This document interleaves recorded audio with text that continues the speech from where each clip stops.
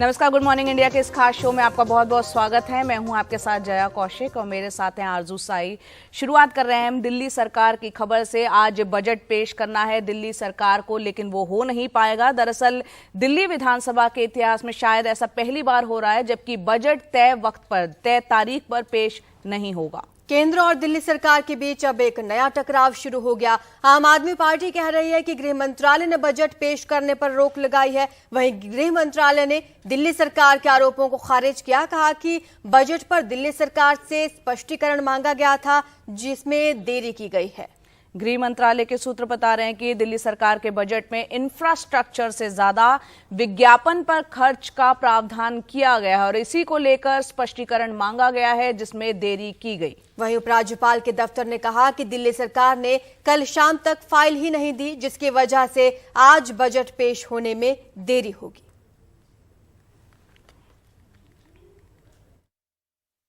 केंद्र को कोई बजट नहीं बनाना दिल्ली का, दिल्ली के सरकार ने वो बजट बनाया है। सिर्फ एक औपचारिकता है कि केंद्र को उसको अप्रूव करके भेजना होता है और अभी तक नहीं भेजा गया है। ये बड़ी हैरानी की बात है। केंद्र सरकार जो है चुनी हुई सरकार को काम करने से रोक रही है, चुने हुए मुख्यमंत्री के काम में टांग अड़ा रही है। ये बड़ा अनफॉर्चुनेट है और ये पूरी तरीके से गैर संवैधानिक है और ये दिल्ली के 2 करोड़ लोगों के साथ एक तरीके का धोखा है। दिल्ली के लोगों को अपमानित करने वाला काम है कि दिल्ली की सरकार का बजट जो है केंद्र सरकार ने रोका हुआ है।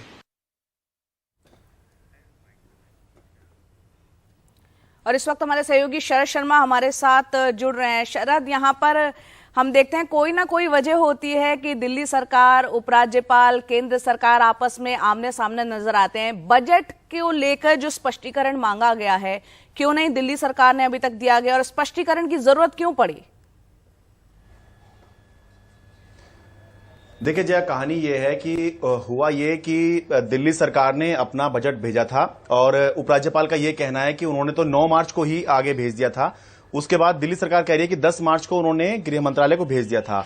मामला जो फंस रहा है वो यहां हो रहा है कि जो गृह मंत्रालय है उसका ये कहना है कि उसने 17 मार्च को ही कन्वे करा दिया था कि उसकी बजट को लेकर क्या ऑब्जर्वेशन है, लेकिन दिल्ली सरकार ने रिप्लाई नहीं किया। दिल्ली सरकार यानी कि जो वित्त मंत्री कैलाश गहलोत हैं, उनका ये कहना है कि जो चीफ सेक्रेटरी हैं उन्होंने सरकार को इस बारे में अंधेरे में रखा और ये बताया ही नहीं कि बजट की फाइल जो है वो गृह मंत्रालय से आ गई है। इसीलिए उनका ये कहना है कि जो मुख्य सचिव हैं दिल्ली के और जो वित्त सचिव हैं उनके रोल की जांच होनी चाहिए। रही बात बजट की, तो उनका ये कहना है कि कल शाम को ही बजट की फाइल जो होम मिनिस्ट्री के ऑब्जर्वेशन थे उसके साथ उनके सामने रखी गई और 9 बजे जो है उन्होंने एलजी के मुख्यमंत्री से अप्रूव करा के एलजी को भेज दी। अब उपराज्यपाल का ये कहना है कि रात को 10:05 पर उन्होंने भी अप्रूव करके वापस मुख्यमंत्री के पास भेज दी। यानी कि अब जो है मामला जहां अटक रहा है वो ये है, लंबा प्रोसीजर है कि अब मुख्यमंत्री को ये बजट की फाइल जो है गृह मंत्रालय को भेजनी है। उसके बारे में अभी कोई अपडेट नहीं है कि क्या मुख्यमंत्री ने भेज दी और क्या वो गृह मंत्रालय से आ गया अप्रूव होकर। कुल मिलाकर मामला यही है कि गृह मंत्रालय से अप्रूव नहीं हो पाया क्योंकि गृह मंत्रालय ने कुछ ऑब्जर्वेशन दिए थे।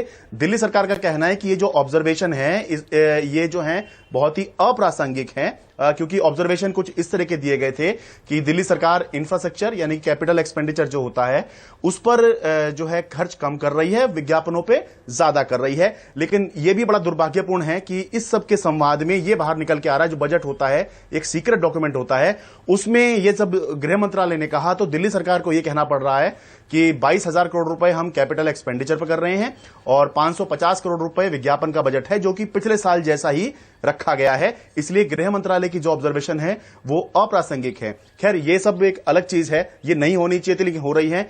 अब बात यहां पे अटकी हुई है कि क्या मुख्यमंत्री को जो रात को 10 बजे उपराज्यपाल ने फाइल भेज दी है वो मुख्यमंत्री ने कल ही भेज दी है या फिर आज उस फाइल को भेजेंगे, और क्या ऐसा हो सकता है जिस रात को एकदम से आंख की स्पीड से जो है सारी फाइलें अप्रूव हुई हैं, क्या आज भी उस तरह से ही अप्रूव होकर दिल्ली का बजट पेश हो सकता है? इसका इंतजार कर रहे हैं हम क्योंकि रात को 10 बजे के बाद में कोई अपडेट इस पर हमको नहीं मिल पाया है। जया, शुक्रिया शरद आपका इस तमाम जानकारी के लिए। तो आपको बता दें कि गृह मंत्रालय का ये कहना था कि स्पष्टीकरण नहीं मिला और अब जब स्पष्टीकरण दे दिया गया है, फाइल उपराज्यपाल तक पहुंच गई है। अब देखने वाली बात ये होगी कि कौन सी तारीख का ऐलान किया जाता है और कब दिल्ली वालों को अपना बजट सुनने को मिलेगा।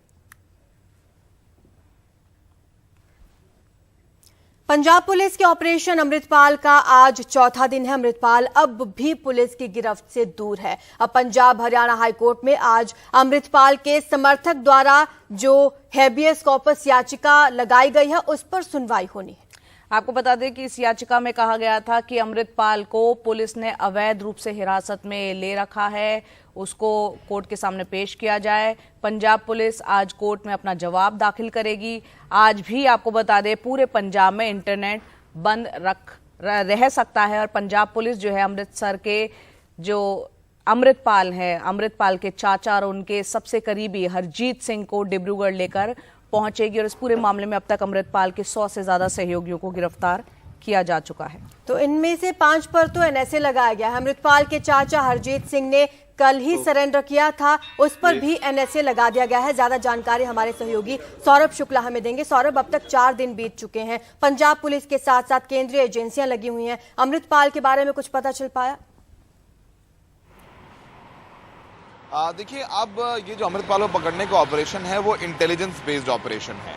पंजाब पुलिस की 15 से ज़्यादा टीमें हैं जो पंजाब के कई ज़िलों में जाकर के इंटेलिजेंस के साथ अमृतपाल की तलाश कर रही हैं। जिस तरीके से हरजीत सिंह ने सरेंडर किया, हरजीत सिंह शाहकोट के एक गांव में छुपा हुआ था और कई चैनल्स से उस पर दबाव बनाया गया तो उसने फिर आकर के सरेंडर किया है। कोशिश यही है कि अमृतपाल को सरेंडर करा लिया जाए और लगातार पंजाब पुलिस की कोशिश है और जो अब तक इसमें काफी सफलता भी रही है कि 120 से ज्यादा अमृतपाल के सहयोगियों समर्थकों को जो गिरफ्तार किया है उसमें एक भी गोली नहीं चली, खून का एक बूंद तक नहीं बहा है। तो एक बड़ी उपलब्धि से पंजाब पुलिस की कह सकते हैं। पंजाब पुलिस की देखिए एक तो कोशिश अमृतपाल को पकड़ने की है ही है, लेकिन इसका पूरे ऑपरेशन का एक उद्देश्य था कि जो वारिस पंजाब दे जिसका प्रमुख अमृतपाल है उसकी कमर तोड़नी है। यही वजह है कि उनको फंड, वारिस पंजाब दे को फंड करने वाला अमृतपाल का चाचा जो कह लीजिए अमृतपाल के पीछे एक मास्टरमाइंड की तरह काम करता था, उसके साथ हमेशा हर प्रोग्राम में जाता था, उसका स्केड्यूल बनाना है, सारी चीज़ों में चाचा इन्वॉल्व रहता था। उसको गिरफ्तारी एक बहुत बड़ी उपलब्धि है। उससे जो मनी ट्रेल है, जो आईएसआई से लिंक्स की बात कर रही है, आईएसआई के लिंक पैसे से ज़्यादा बड़ा है। पैसे कैसे आते थे? पाकिस्तान से पैसे दुबई से किसी यूरोपियन कंट्री और फिर यूरोपियन कंट्री से दिल्ली और फिर पंजाब ट्रांसफर किए जाते थे पैसे। तो ये लिंक भी स्टैब्लिश करने की कोशिश है। जो भी सुराग मिले हैं तो कोशिश यही है कि अमृतपाल को पकड़ लिया जाए। ये 1 या 2 या 3 दिन लगे, लेकिन पूरी तरीके से जो पूरा एक अलगाववाद का बीज बो रखा था अमृतपाल ने, उसको जड़ से उखाड़ कर फेंक दिया जाए। हेबियस कॉर्पस की जो याचिका है वो कोर्ट में लगभग 10 के करीब 10 के बाद आएगी और पंजाब पुलिस आधिकारिक तौर पर कोर्ट को भी बताएगी कि अमृतपाल उसके पास नहीं है। बता दें अपने दर्शकों को कि हेबियस कॉर्पस याचिका इलीगल डिटेंशन के लिए लगाई जाती है। याचिकाकर्ता ने कहा कि पंजाब पुलिस ने अवैध तौर पर हिरासत में लिया है, पंजाब पुलिस के पास है अमृतपाल, लेकिन पंजाब पुलिस बता नहीं रही है कि अमृतपाल कहाँ है, तो उसे कोर्ट में पेश किया जाए। तो आज पंजाब पुलिस अपनी अपना कोर्ट में जवाब दाखिल करेगी और बताएगी कि अमृतपाल को अब तक गिरफ्तार नहीं कर पाए हैं। जी, यहाँ पर सौरभ सवाल ये भी उठ रहा है कि जब अजनाला जैसी घटना हुई थी, क्यों नहीं सरकार की तरफ से, पुलिस की तरफ से उसी वक्त कदम उठाया गया, उसको नहीं पकड़ा गया? आपसे समझना चाह रहे हैं कि क्योंकि उसके कनेक्शन बाहर विदेश से बताए जा रहे हैं, क्या इस तरह की संभावना है कि वो विदेश भाग गया हो? नहीं, बिल्कुल नहीं। अभी कोई संभावना नहीं है विदेश भागने की। बिल्कुल जो हमारी बात हो रही है इंटेलिजेंस एजेंसी से, चाहे वो दिल्ली में हो या पंजाब में हो, विदेश भागने की कोई संभावना नहीं है। कैसे भाग जाएगा? पंजाब के पूरे बॉर्डर्स पे बहुत पहरा है, सिक्योरिटी फोर्सेस हैं, इंटेलिजेंस है, क्योंकि जो पूरा ऑपरेशन है पंजाब पुलिस और केंद्र की एजेंसीज हैं वो कोऑर्डिनेट कर रही हैं। तो मतलब इसके चांसेस मिनिमल है, नगण्य है कि वो विदेश भाग गया हो। और जहां तक रही बात कि अजनाला कांड के बाद ही तो ये पूरा एक्शन हो रहा है, अजनाला नहीं हुआ होता तो आज अमृतपाल इस तरीके से उस पर ये एक्शन नहीं होता, उसके चाचा को लेकर के 120 से ज्यादा समर्थकों को गिरफ्तार नहीं किया जाता, उसके फाइनेंसर्स को गिरफ्तार नहीं किया जाता। अजनाला में वो गुरु ग्रंथ साहब को आगे लेके आया था। अगर पंजाब पुलिस वहां एक्शन लेती तो अमृतपाल की अगर पिटाई हो जाती, अमृतपाल की गिरफ्तारी होती तो वो हीरो बन जाता। उसको हीरो नहीं बनाना था, उसको एक उसका जो बबल बन गया था उसको फोड़ना था, उसको जड़ से उखाड़ना था। इसलिए पंजाब पुलिस ने टाइम लिया अपना 20 से 25 दिन का, केंद्र की एजेंसी से कोऑर्डिनेट किया और फिर एक बहुत बड़ा ऑपरेशन अमृतपाल और उसके सहयोगी, उसके विचारधारा के लोगों को उखाड़ फेंकने के लिए केंद्र और पंजाब पुलिस ने चलाया है। केंद्र और पंजाब पुलिस ने मिलकर चलाया और यहाँ पर अजनाला की घटना को 3 हफ्ते से ज्यादा हो गया था और जैसा कि सौरभ बता रहे हैं, सोची समझी रणनीति के तहत ये एक्शन अब लिया जा रहा है और उम्मीद ये की जा रही है कि जल्द से जल्द उस शख्स को पकड़ लिया जाएगा। बहुत बहुत शुक्रिया सौरभ। और आपने डीआईजी स्वप्न शर्मा से भी इस बारे में विस्तार से बातचीत की, अपने दर्शकों को वो भी सुना देते हैं। 120 से ज्यादा गिरफ्तारियां, अमृतपाल अभी भी गिरफ्तार नहीं हुआ है। इस पूरे ऑपरेशन को लीड कर रहे हैं स्वपन शर्मा, जो डीआईजी जलंधर रेंज है। सर, काफ़ी उपलब्धियां हैं आपकी, लेकिन अमृतपाल जिसको लेकर के आप वर्ल्ड में चर्चा शुरू हो गई, जो हुआ भारतीय उच्चायोग में ब्रिटेन में, वो भी आप तस्वीरें आपने भी देखी होंगी। कितना नज़दीक हैं, कब तक आपको लगता है कि आप लोगों को कामयाबी मिलेगी अमृतपाल को पकड़ने में? टीम्स तो लगी हुई हैं और it's a well coordinated operation which is going on. जल्द हो जाएगा। इंटरनेट सस्पेंशन जारी है, शायद आगे ये बढ़ जाए। क्यों लगता है कि आपको पंजाब में इंटरनेट बंद करने की जरूरत है? It is all about preventing the spread of miss information, disinformation, fake news को आपको लग रहा है कि कुछ विदेशों में बैठे हुए आईएसआई या दूसरे जो फ्रिंज एलिमेंट्स हैं, वो कुछ फेक न्यूज़ या सोशल मीडिया के जरिए यहाँ पर माहौल ख़राब कर सकते हैं? Such things can not be ruled out. Swapan कम बोल रहे हैं, इनके ऊपर बहुत बड़ी जिम्मेदारी है, काफ़ी कुछ इनके पास बताने के लिए है, पर वो हम बाद में इनसे पूछेंगे। फिलहाल बहुत नज़दीक हैं, इंटरनेट बंद रहने वाला है फेक न्यूज़ को रोकने के लिए। फिलहाल देखते हैं कि कब तक हम पंजाब पुलिस को सफलता मिलती है। सहयोगी संजय कौशिक के साथ सौरभ शुक्ला, NDTV इंडिया। तो ये गिरफ्तारी कब तक होगी ये देखना होगा। खालिस्तानी समर्थक अमृतपाल सिंह की शनिवार से पंजाब में बड़े पैमाने पर तलाशी यहां पर चलाई जा रही है, तलाशी अभियान चल रहा है और अब तक उससे संबंधित 116 से ज्यादा उसके साथियों को गिरफ्तार किया जा चुका है। इनमें से 5 के ऊपर तो NSA भी लगा दिया गया है, लेकिन अमृतपाल फिलहाल फरार ही चल रहा है और लगातार टीमें उसकी तलाश में है। अलगाववादी अमृतपाल सिंह को गिरफ्तार करने के लिए केंद्र और पंजाब पुलिस की तरफ से चलाया गया ऑपरेशन स्विफ्ट फिलहाल फ्लॉप लग रहा है। 3 दिन हो चले हैं, अमृतपाल सिंह का कुछ अता पता नहीं है। हाँ, जिस मर्सिडीज में वो चलता था वो पुलिस ने सीज कर ली है। ये गाड़ी उसे drug mafia Lord Rawal Singh ने दी थी।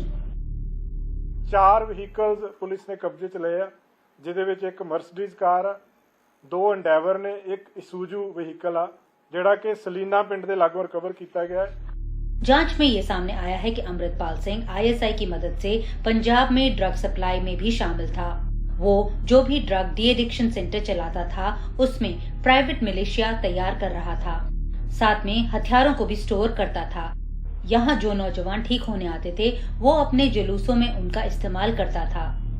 सुरक्षा एजेंसियों का कहना है कि जब से अमृतपाल सिंह भारत वापस आया है तब से ड्रोन साइटिंग्स और ड्रोन ड्रॉपिंग्स बेहद ज्यादा बढ़ गई हैं, खासकर सरहदी इलाके के आसपास, चाहे वो जम्मू हो या फिर पंजाब का इलाका। अगर हम इस साल 2023 जनवरी की बात करें तो अभी तक 33 ड्रोन जो हैं वो देखे जा चुके हैं और इनमें से 23 जो हैं वो पंजाब की सरहद के आसपास दिखाई दिए हैं। उधर बीजेपी के पुराने समर्थक दल आरोप लगा रहे हैं कि ये कोशिश पंजाब को 1980 के दौर में धकेलने की है।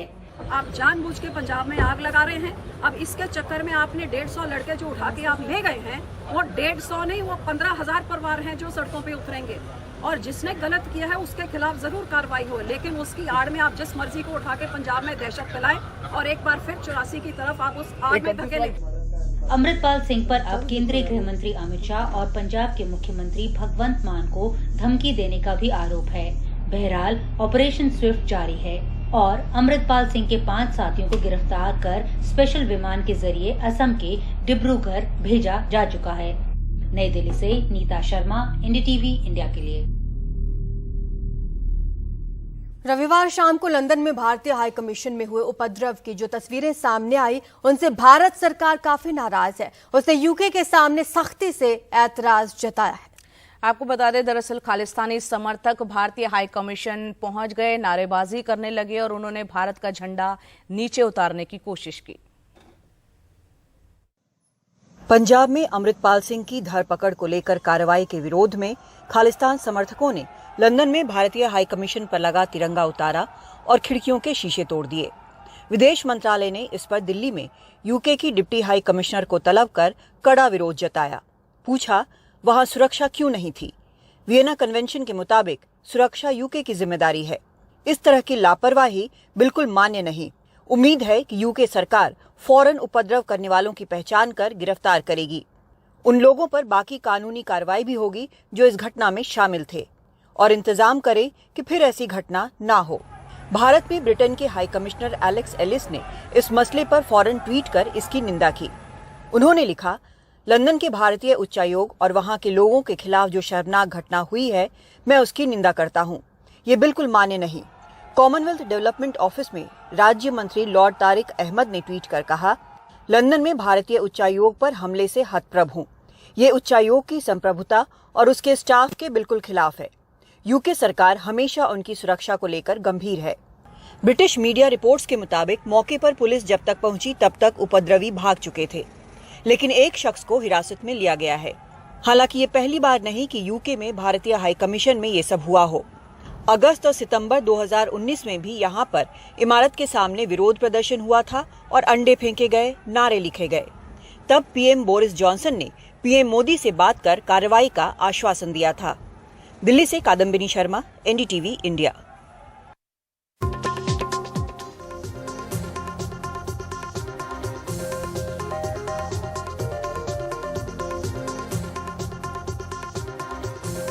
संसद के बजट सत्र के दूसरे चरण में लगातार गतिरोध बरकरार है। सत्ता पक्ष राहुल गांधी के लंदन के बयान पर हमलावर है। उसकी मांग है कि राहुल गांधी अपने इस बयान पर माफी मांगे।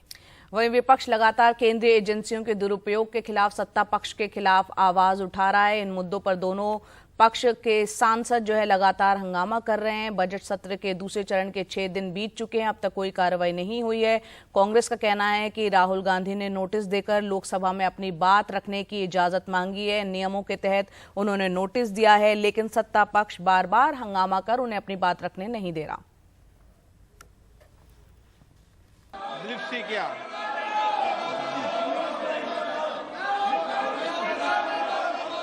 बजट सत्र के दूसरे भाग का दूसरा हफ्ता, सदन की कार्यवाही जैसे शुरू हुई, सदन राहुल गांधी माफी मांगो के नारे से गूंज उठा।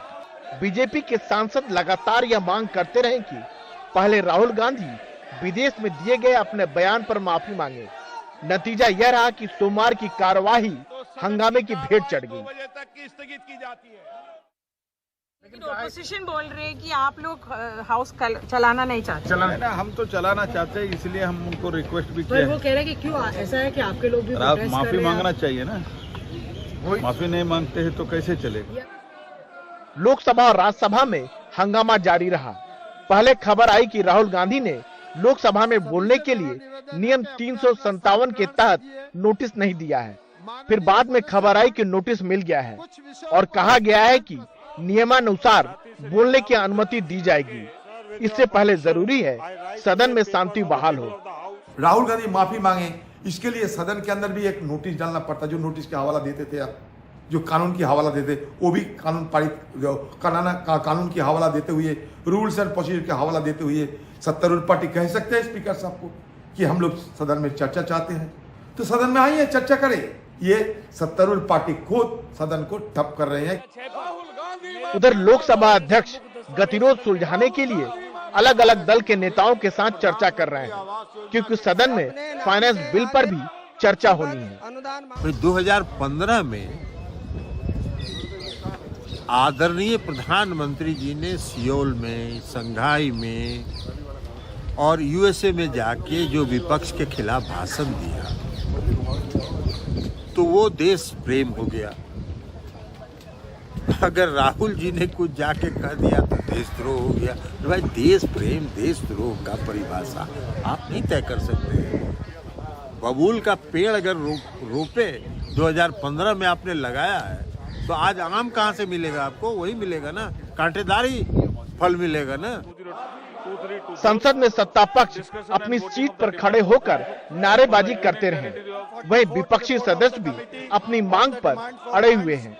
दोनों ओर से मचे सियासी घमासान में सदन में क्यों नारेबाजी और हंगामा ही सुनने को मिल रहा है।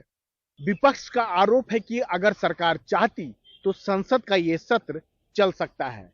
राहुल गांधी से माफी की मांग को जोड़कर उसने इसे मुश्किल बना दिया। जितना यह मामला लंबा खींचेगा, संसद की कार्रवाई उतनी ही टलती जाएगी। और यह चीज सारी दुनिया देख रही है कि एक बयान की वजह से पूरे संसद में हंगामा मचा हुआ है। नई दिल्ली से कैमरामैन सचिन गुप्ता के साथ राजीव रंजन, एनडीटीवी इंडिया। और अब बात करते हैं ममता बनर्जी की, जिनके सुर इन दिनों बदले हुए नजर आ रहे हैं और सवाल ये उठ रहा है कि आखिर उनके सुर अचानक से बदल क्यों गए। दरअसल मुर्शिदाबाद में तृणमूल कांग्रेस के नेताओं की बैठक में ममता बनर्जी ने राहुल गांधी के खिलाफ जो तंज कसा, जिसके बाद विपक्षी खेमे में राजनीति काफी तेज हो गई। समाजवादी पार्टी ममता बनर्जी के साथ यहां पर खड़ी नजर आई। वहीं कांग्रेस ने ममता बनर्जी पर अब पीएम मोदी के साथ कांग्रेस को बदनाम करने के लिए डील करने का आरोप लगाया।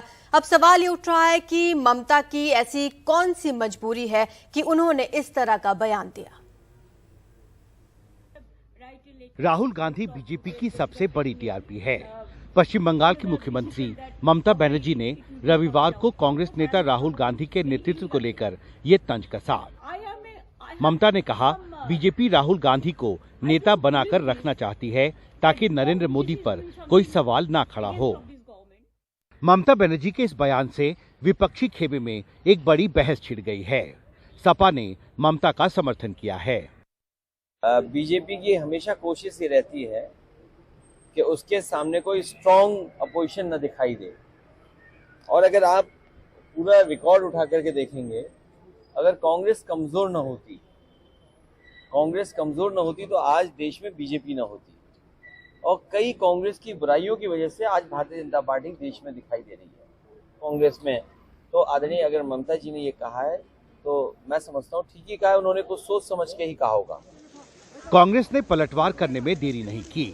कांग्रेस सांसद अधीर रंजन चौधरी ने आरोप लगाया कि ममता बनर्जी और पीएम मोदी के बीच राहुल गांधी और कांग्रेस की छवि को खराब करने के लिए डील हुई है।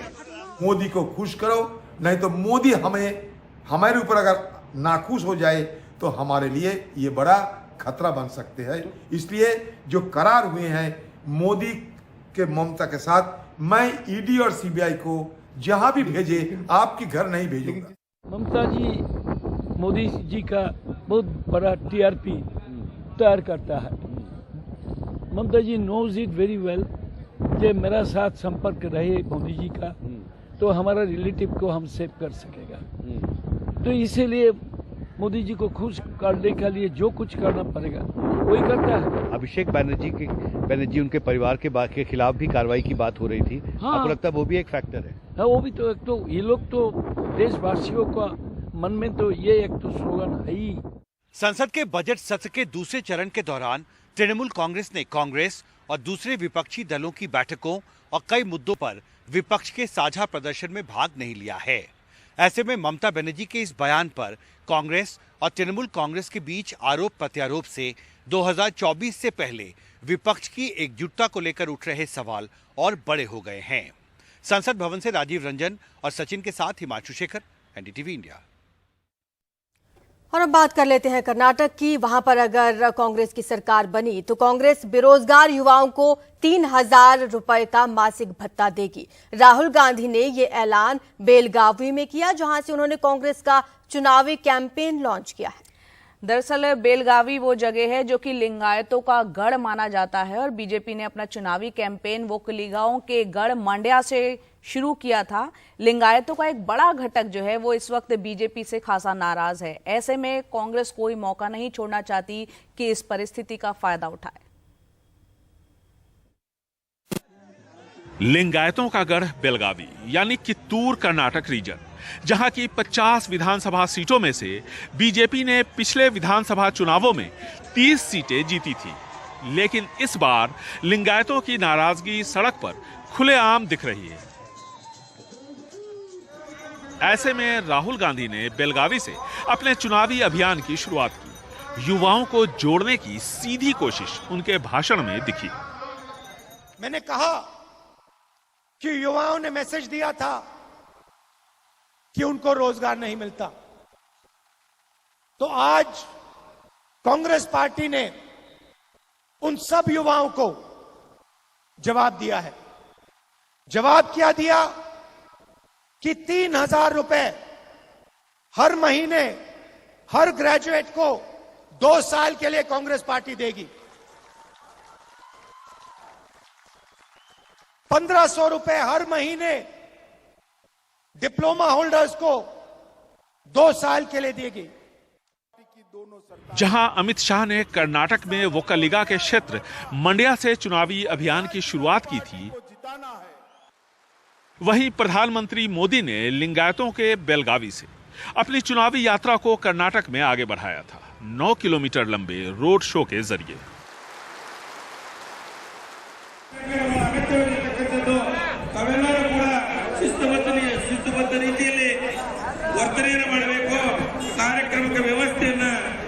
लिंगायत बीजेपी नेता बीएस येदियुरप्पा और मुख्यमंत्री बसवराज बोम्मई के खिलाफ लगातार प्रदर्शन कर रहे हैं। पिछले 3 दशकों में बीजेपी के खिलाफ सड़क पर लिंगायत पहली बार उतरे, वो भी इसी बेलगावी में। ऐसे में कांग्रेस को लगता है कि लिंगायतों का भरोसा जीतने का ये बेहतर मौका है, क्योंकि बेलगावी के लिंगायत जो फैसला करते हैं उसका असर लिंगायतों के प्रभाव वाले सभी 100 सीटों पर दिखता है। उत्तर कर्नाटक से बीजेपी सबसे ज्यादा सीटें जीतती रही है और ये लिंगायतों का गढ़ है।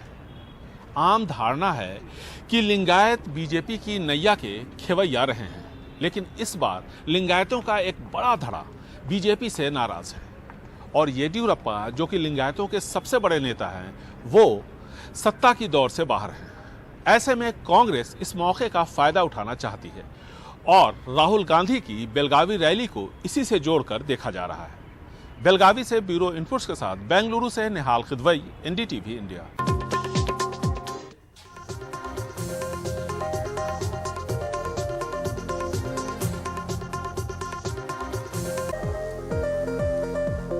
दिल्ली आबकारी घोटाला मामले में बीआरएस नेता के कविता से आज फिर पूछताछ होगी। कल ईडी ने कविता से दूसरी बार की पूछताछ की और ये करीब 10 घंटे तक चली। इससे पहले भी 9 मार्च को कविता से ईडी ने 9 घंटे पूछताछ की थी। तो आज 11 बजे तलब किया जाएगा। आज एक बार फिर से पूछताछ होगी। कल की पूछताछ के बाद कविता को आज फिर से बुला लिया गया है पूछताछ के लिए। इस पूरे मामले में खुद के महिला होने का हवाला देते हुए के कविता सुप्रीम कोर्ट भी पहुंची हैं, जहां उन्होंने कहा था कि उनसे ईडी दफ्तर में नहीं बल्कि घर में ही पूछताछ होनी चाहिए। और इस मामले में ईडी ने भी कैविएट याचिका दायर की है, जिस पर कोर्ट 24 मार्च को सुनवाई करेगा।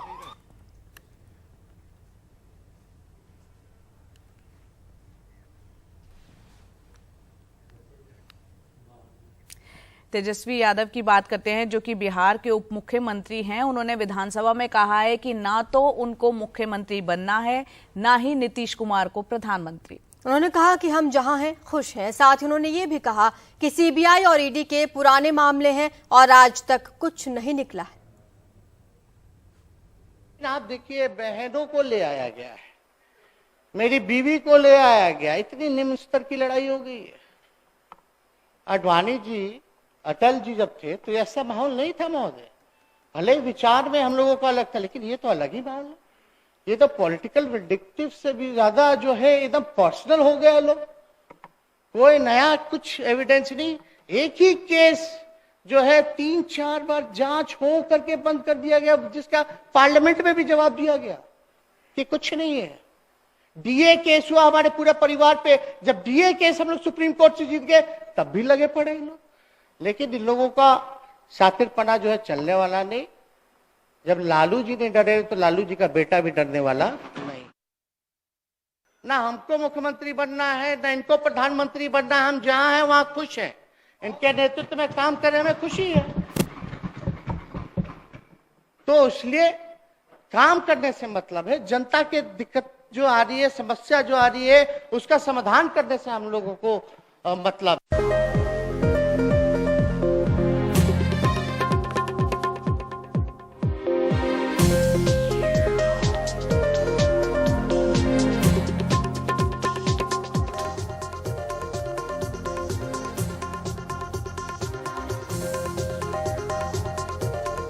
तो एक बार फिर से आपको बेहद सावधान और सतर्क रहने की जरूरत है, क्योंकि कोरोना के मामले एक बार फिर से बढ़ रहे हैं। 1000 के करीब मामले रोजाना रिपोर्ट हो रहे हैं। महीने भर में पहले 100 के भीतर आने वाले मामलों में अचानक से तेजी देखने को मिल रही है। अब ये तेजी क्यों आई है, इसको लेकर बैठक भी हुई। सोमवार को कोरोना को लेकर जो नेशनल टास्क फोर्स बनाई गई है उसने मीटिंग की और मरीजों के इलाज की गाइडलाइंस में कुछ बदलाव किए। कोरोना के मामलों ने फिर से पांव पसारना शुरू कर दिया है। 4 महीने बाद एक बार फिर से रोजाना कोरोना के 1000 के करीब मामले रिपोर्ट हो रहे हैं। 15 दिन पहले तक रोज करीब 150 मामले आ रहे थे। अब सोमवार को 918 मामले आए, वहीं रविवार को यह आंकड़ा 1070 तक जा पहुंचा और शनिवार को 841 तक। एक्टिव मरीजों की तादाद अब 6350 जा पहुंची है। सबसे ज्यादा मामले महाराष्ट्र, केरल, गुजरात, कर्नाटक, तमिलनाडु और दिल्ली में रिपोर्ट हुए हैं। जानकार किसी लहर की आशंका को खारिज कर रहे हैं। अभी चौथे वेव की हम बात कर रहे हैं, बहुत ही अनलाइकली है कि हमारी कंट्री में जो है सीवियरिटी बढ़ने वाली है बहुत ज्यादा है, या डेथ बहुत ज्यादा बढ़ने वाली है, हॉस्पिटलाइजेशन बढ़ने वाला है, क्योंकि जो ग्लोबल एविडेंस है हमें उस पर बात करनी चाहिए। नई वेव फिलहाल, हाँ, वेव अगर हम सिर्फ नंबर ऑफ केसेस की करें तो कभी भी आ सकती है, लेकिन सीवियरिटी, डेथ, हॉस्पिटलाइजेशन की बात करें तो इसकी संभावना बहुत ही कम है। वह तभी हो सकता है जब वायरस पूरी तरीके से चेंज हो चुका हो, बिल्कुल ही नया वायरस आ गया हो। आईसीएमआर ने कोरोना के वयस्क मरीजों के इलाज को लेकर क्लिनिकल गाइडलाइन में बदलाव किए हैं। इसमें lopinavir, ritonavir, HCQ, ivermectin, neutralising monoclonal antibody, plasma, molnupiravir, favipiravir, azithromycin और डॉक्सीसाइक्लाइन न देने की सलाह दी है। मामले बढ़ाने के पीछे ओमिक्रॉन का सब लीनिएज XBB.1.16 जिम्मेदार है। जीनोमिक सीक्वेंसिंग में इसकी मौजूदगी देश भर में करीब 76 के आसपास है। केस जो जापान में डिटेक्ट हुए उसमें जो वेरिएंट था वो ओमिक्रॉन का नया वेरिएंट डिटेक्ट हुआ, तो इसलिए सरकार ने उसको इमीडिएटली सारे राज्यों को लिखा कि आप अपना ये जो सर्वेलेंस है उसको आप ठीक से रखिए और जो भी आपके रेस्पिरेटरी इलनेस वाले केसेस हैं उनको आप मॉनिटर कीजिए। और उनमें टेस्ट हुआ और उसमें पॉजिटिव आए भी, तो उससे एक उछाल दिखा हमें। वायरस कहीं गया नहीं है तो एहतियात रखनी जरूरी है। नई दिल्ली से परिमल कुमार, NDTV इंडिया।